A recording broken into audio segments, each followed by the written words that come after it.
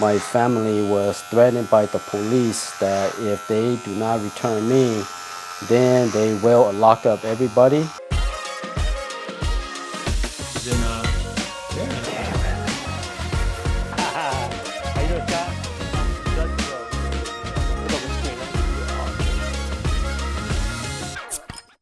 Hey, what's going on, everybody? My name is Meng, and you're watching Meng's Barbershop, where I cut hair, we have a few beers, and listen to some really interesting people. After popular demand, finally get the chance to bring this guy back.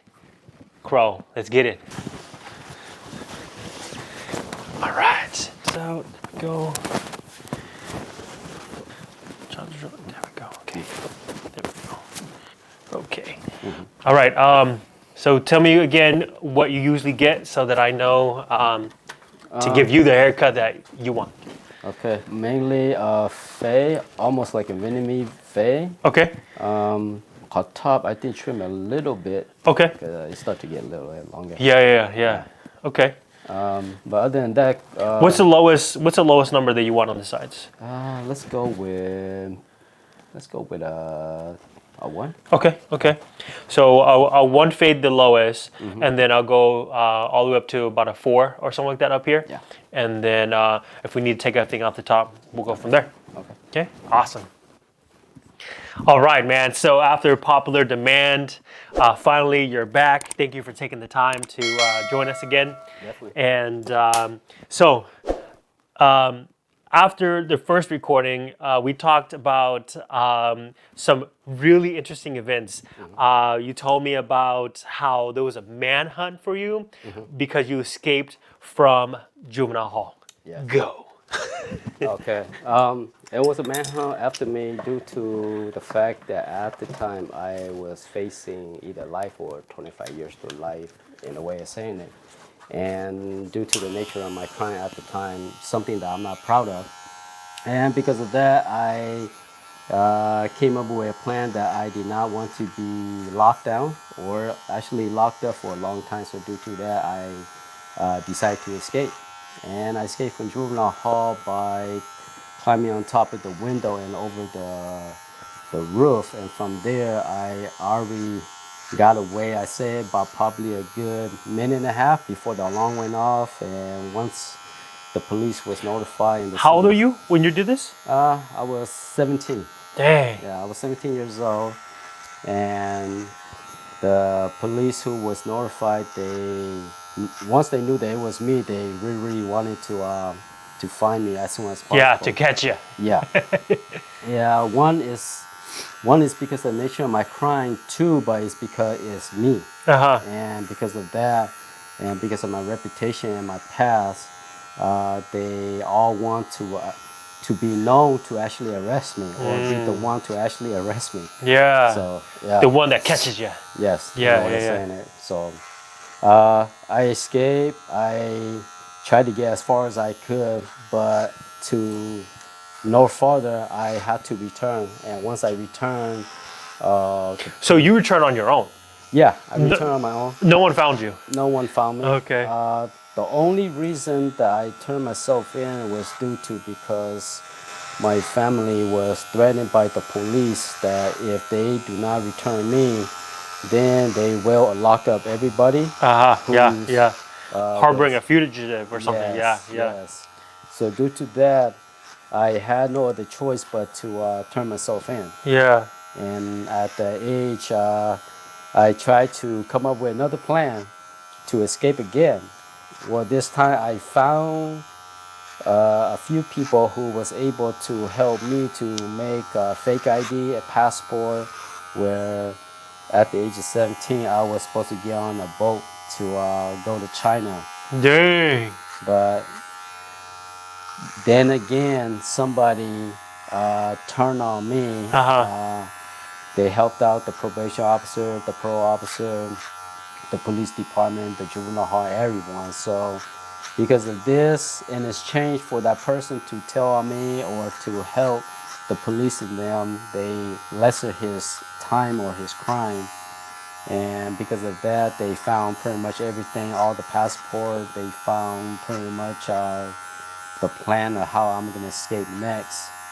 And then after that, soon they did not want me to be in juvenile hall no more due to because they were afraid that I will find another way, which I was trying to at the Yeah, time. you will. Yeah, I Yeah. will. Just if you give me time, I will. Yeah. And because of that, they transferred me to the county jail, Mm-hmm. and that pretty much it ends my way of trying to escape. And by then, I kind of realized that this is pretty much the end of my freedom. Yeah. So And so after that, then you started your whole journey of your 19 years and 8 months being incarcerated, right? yeah, So yeah. like, so from the sheriff's department, they transfer you to where first? It was November 11, 1999 that they transferred me on a white bus with just me and another white inmate. And we travel, I'm not quite sure the highway, but we travel all the way down to San Francisco, which my first pit stop was in San Quentin. So this is the first time in my entire life that I will experience what real prison is like, and Uh-huh. especially San Quentin is one of the oldest prisons in California, and it's one of the most famous and most popular prison beside the Alcatraz. And because of that, we arrived to the first gate, which is the checkpoint. Then you had to drive past at least a few gun tower, and then you'll reach your destination, which will be the main gate that you're gonna have to go through.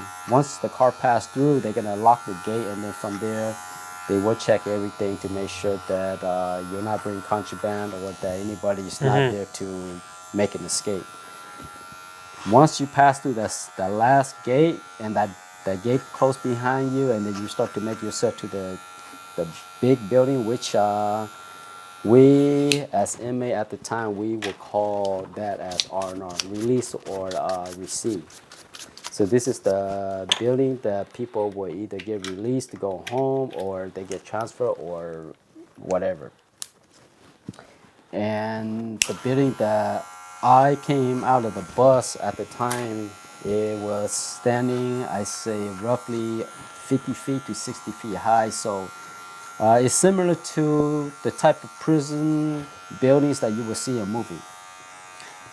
And this will be the first time that I will walk inside and get straight butt naked in front of a bunch of older Adult men. grown men, right? Yeah. Yeah. You But must have been terrified. I was more embarrassed. Oh. I was more Of course, embarrassed. we're Asian. Yeah. So, yeah. And especially at that height of only 5 foot and weighing only 110 pounds, I do feel out of place. And standing among all these older men that are adults, it kind of felt kind of awkward in a way. But everyone was really respectful. Once they realized my age and they realized who I am and my crime, everybody was really respectful. Nobody was not out to get me or to hurt me in any way. People just did not understand the nature of my crime and why such a young person like me or a young kid like me decide to make that wrong mistake. Yeah, yeah. You know, my entire life in a way of saying that. Yeah, no, you definitely paid for the sins that you caused, you know, and now you're trying to pay back and give back to community, and Yeah. so you're doing more now than a lot of people. Yeah. Honestly, you're doing more than me, you know? And so that I commend you, man. You know, it's just you're doing so much for the community just so that you can. You're doing it for you and no one else. You know Yeah. what I mean? You're doing it because you love this place. You're doing it because you want to make a difference in this place, paying it forward. You know what I Yeah. mean? So that's awesome. Yeah. So when you get there, they separate you out. I mean, like, what's Yeah. going on here? Because like you're a minor, right? Yeah, they had to separate me out. I cannot be in the same cage or in the same holding tank with any other inmates. They had to separate me, which is called a dog cage, and that would be only for one inmate per cage. And sometimes these type of cage will house or sell such person who is deemed either they're crazy or a J-cat, as we will call each other in there, or that person is not fit to be in the holding tank with the rest of the other inmates. And for that, I was put into the holding tank, and I had a wait, which a lot of inmates will understand this. When you're waiting in a holding tank and no CO or nobody come and talk to you or even let you know what's going on or what's happening, it kind of drag on. Oh man, that's interesting. Yeah. No clocks, no nothing, no communication. Nope. And even if when you ask the CO what's going on, am I gonna get a cell? Am I gonna get a bed? Which building am I going? Which yard am I going? Because a lot of folks who comes to prison, the nature of the crime is not that bad. A lot of people, they make a lot of mistakes in their life, so due to that, a lot of them doesn't know what's waiting for them when they get there. Yeah, it's on their time now. Yeah, so due to that, a lot of people are afraid of getting to their destination and maybe treated differently, or that might get bullied or in a certain way. For me, I waited accordingly about almost 9 hours before they was able to find me a cell, just due to my age. And once they did found it, I was escorted to a place called Carson Section. If anyone who ever been to San Quentin and know Carson Section, then you know that it's really, really noisy and it's really, really loud, especially during the day. From 6 a.m. all the way to 9 p.m., it's loud and it's really noisy, and you better can even hear yourself talk. Yeah.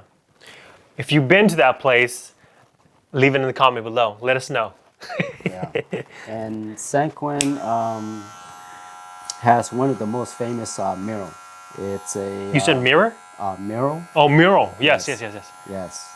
They have the mural. I'm sure a lot of people who been there or heard of San Quentin will be able to identify the mural that was painted by an inmate who, if I was correct, was serving life or a few years, but at the time took ground coffee and was able to make paint out of that and paint the chow hall inside San Quentin.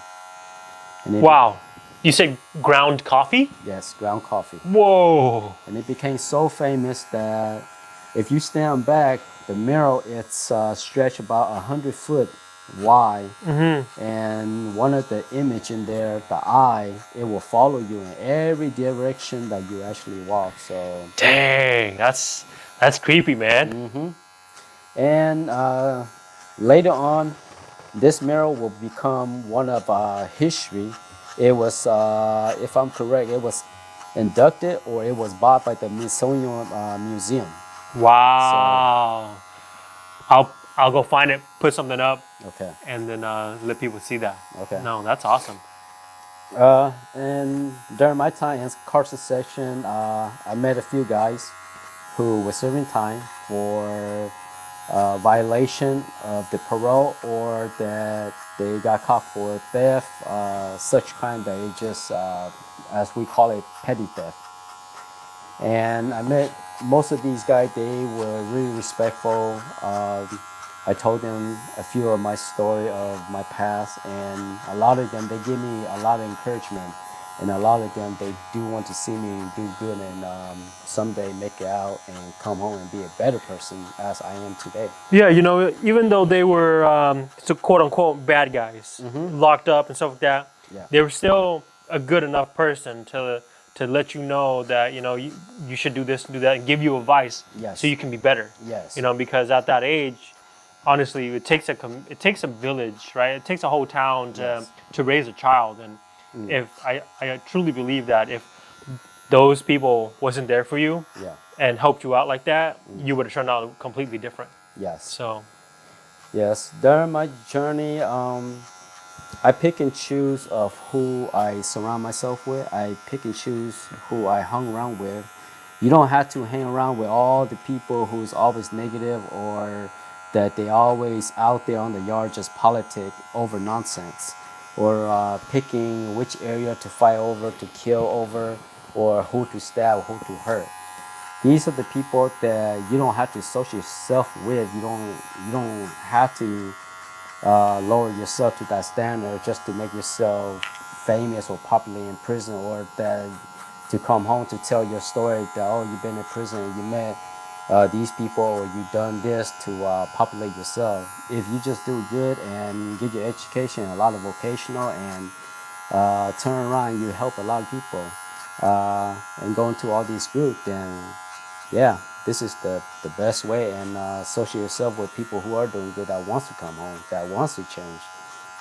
So because of that, my journey, I surround myself with good people, people that I want to help me, people that's not going to take advantage of me. At the same time, I'm not going to do the same to them. Respect, it goes both ways. Oh yeah. So yeah, no, that's great, man. Yeah. You know, again, a lot of people do worse things, and they're just lucky. They Yeah. just don't get caught, right? And this is like, just because these people went in there or you went in there doesn't make you a bad guy. You know what I mean? Besides, you've already served your time. You paid your dues to the community, to, you know, everything. And I think that you're now just living you and doing you.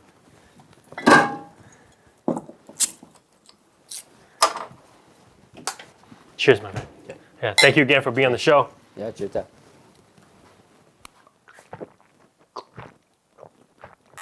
But from there, I was transferred to Mill Creek. I got to Mill Creek. By this time, I was getting ready to turn 18, and I landed on A yard. I was escorted by a Meng at the time. From there, once I turned 18, I went to B yard, and we were there roughly by, I say, a good 8 months, if I'm correct. Then they turned that into a PC yard, which at the time I did not know what PC mean. Yeah. So if anybody know what PC mean, it doesn't mean a laptop. It does not mean a computer. It means protected custody. It means anyone who doesn't want to be on the yard no more, or they're afraid, or they fear for their life, or whatever the reason is that you just don't want to be with the rest of the inmate, then this is what they will label you as. Aha. Yeah. So after you spend time and you go home, right? After you release, who comes and gets you? My sister Debbie and my brother-in-law Tony. Okay. They came and picked me up right outside Alalonto. Okay. It's immigration detention, and my sister was crying. Of course. It was overwhelming, and it was a happy time, and I was really happy to see her and meet my brother-in-law Tony for the first time. Yeah. Yeah. You know, this gives me goosebumps. You know what I mean? Because it's like this whole life, the whole world has spun by, and you're just stuck in there, like basically in time. You know, and but yeah. So they pick you up, and what do you guys do first?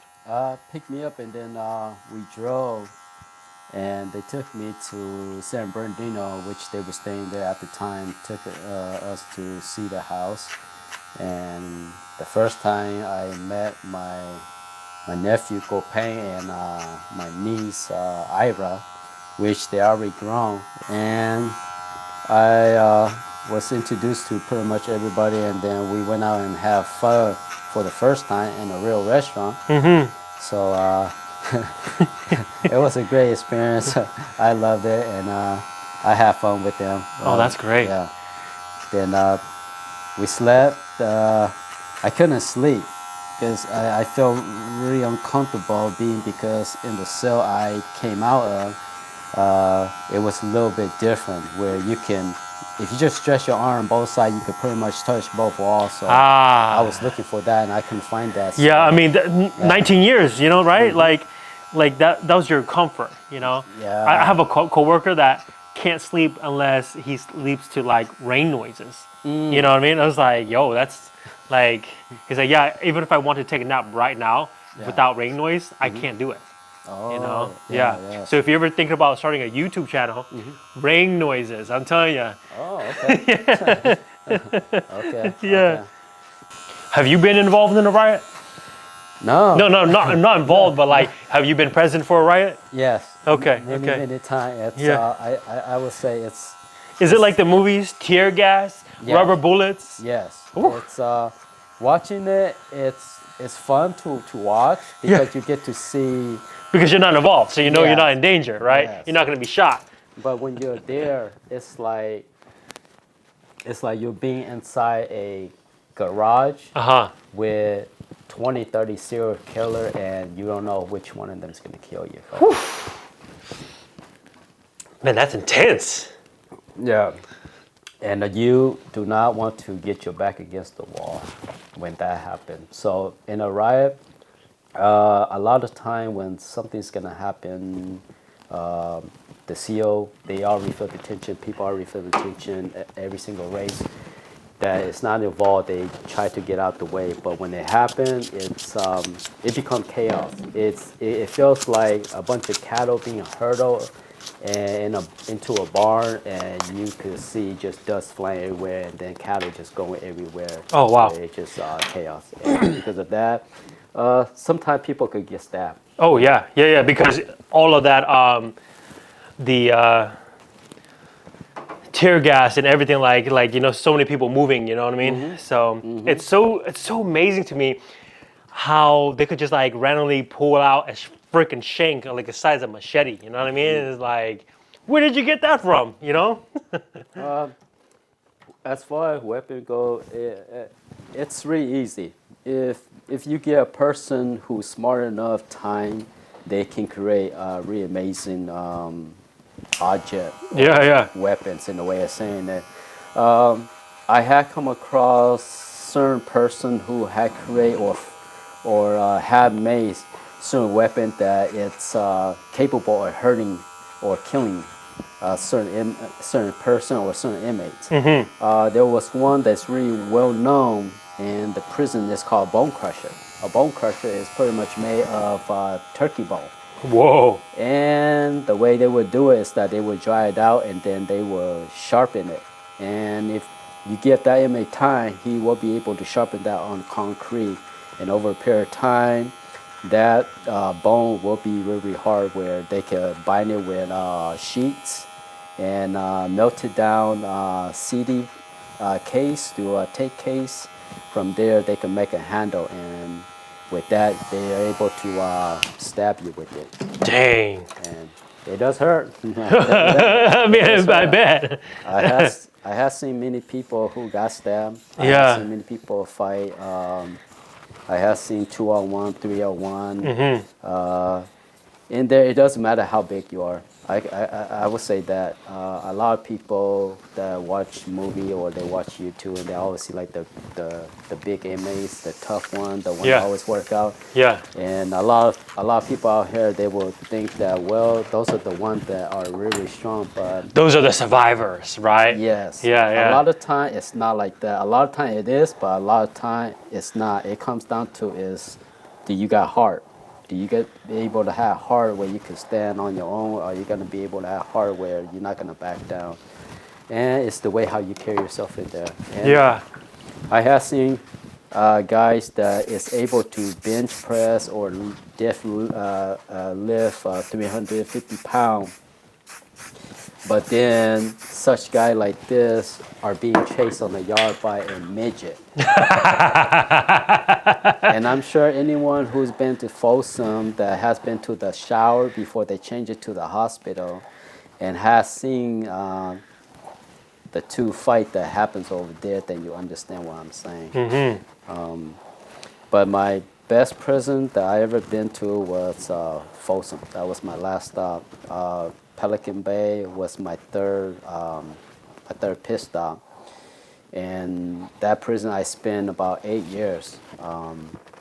It was close to my home, so I chose this destination to serve my time for 8 years. And during the course of my 8 years of being in Pelican Bay, I had to learn how to read and write again. I had to learn how to speak English again. And to speak proper English, I had to separate myself, or I did it for my own good to separate myself from my Asian car and my Asian folks. just for the time being to associate with different race and different culture is due to because I want to be able to have a good conversation with certain person or certain individual. I want to be able to, when I speak, that people will not think of me being arrogant or being stupid or being dumb in a way of saying it, but to feel that you're actually being intelligent, or when you speak where people can respect you than to make fun of you in a way of Yeah. saying it. So how many books did you read in prison? I cannot say the number. The type of books that I love reading is history. I I read pretty much a lot of Genghis Khan. Genghis Khan to a lot of the Meng history, to Greek history, to even Western tombstone. I never even thought that it was actually real. I thought it was actually just a folk tale, but it actually was. It was a real location. So the back is a taper, and then the sides it's faded. I think what I want to do is just bring this up to about a 1, right? All of this, and then that's it, man. Okay. Yeah. No, look. I'm glad you. I'm glad I asked because I didn't know you wanted to comb over. You know. Oh, yeah, definitely. Yeah. For those who are struggling at time and you feel that the world is ending, that you're the only ones that is being in this position, I do feel the same way. I do get depressed. I do get suicide thought, but do I go through with it? No, because at the end of the day, you have to think of the bright side is that you came so far to where you're at, and nobody helped you but yourself. And because of that, if you're struggling, there are people out there that are willing to help you. There are people out there that are willing to listen. It's only you who has to step forward. You have to take the step. If you are struggling because of financial and you're in debt, then there are many jobs out there. There are opportunities. In this country alone, there's so many opportunities that people are missing out. A lot of people, they would think that because they're struggling financially in this time, especially we're in, a lot of people would think that it's the end of the world and there are no jobs out there. But if you take a look at me, I drive around, I see cans, I see bottles, I pick them up. These are the things that a lot of people who has job or people who's are wealthy or has money in the pocket or in the bank account, they don't think of these things. That for one is that you're doing a good deed, you're doing a good job by helping out the environment. You have to practice what you preach. If you're saying you're doing good, then you have to try to do good, even if other people doesn't help you or participate at the same time. Don't give up. Don't give up your hopes and your dream, even if people put you down. People put me down each and every day. People listen to me sometimes, they think that I speak nonsense or I speak crazy, but the thing is that these are the people and these are the audience that are not on the same level or on the same platform as me. And so don't be discouraged just because that you're in a situation that you're at and you're in where you're struggling. Don't pick up a weapon or don't hurt yourself and don't inflict wounds, because these are things that is going to hurt you more. These are the scars that is going to leave behind where you're going to think about, you're going to see it later on in time. I have so many scars on my back that if I ever make a film of it, you guys will understand. And so for all of you that are struggling, don't look at it the negative way. There are so many opportunities in this world. There are people out there. For me, I always thought like that I was the only one left on this earth that nobody wants to help me. But the thing is that there are. My family, each and every day, they always tell me to do good, to do better. And even especially Meng. So yeah, come home to everyone. I really appreciate it, especially all the you that watch Meng's YouTube, and especially you guys to have me to come back. I so appreciate to tell my story. And yeah, any advice or any things that you guys want to add, or if anybody who is struggling, yeah, I will always be here to try to give you guys the best advice to move forward in life than to stop where you're at and then just end it, in a way of saying that. That's awesome, man. Yeah. Thank you again. Thank you again for being here. Thank you, everyone, for tuning back in. I really do hope you enjoyed this episode, the part 2, and I know this will be part 3. So stay tuned until then, and we out.